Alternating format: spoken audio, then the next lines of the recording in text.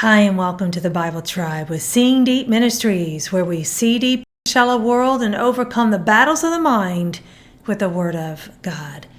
Seeking God's favor for our glory will not produce the fruit we hope for, but God invites us into a relationship with Him where we can honestly present our requests to Him.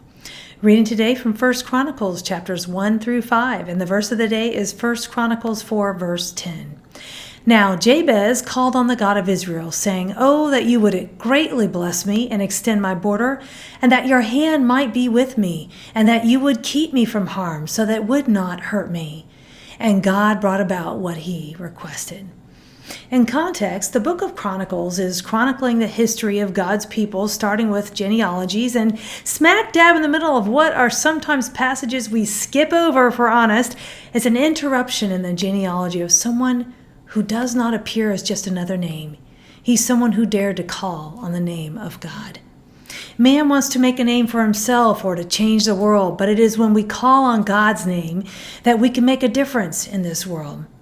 God saw Jabez and he heard his prayer. Jabez's prayer has been written about, and people have wanted to duplicate it to see if they will get a similar answer, as if the prayer was a formula.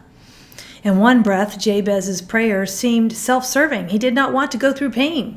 But there was a simplicity and a trusting in God that made his prayer so very personal. God invites each one of us to come to him just as Jabez did. And when we come to him seeking his glory and not our own, we will be amazed at how God answers our prayers. I chose the keyword harm. It is the Hebrew word rah. It means calamity, misery, trouble. It also means bad, evil. Whatever comes our way in this life, we can ask God for help, and we can trust that the grace of God will meet us there. Thought of the day: when we ask God for help, his answer might not be what we want, but his grace will meet our need. Application: ask God to help you in your weaknesses. Don't be afraid to ask God for help. Perhaps you have not because you ask not.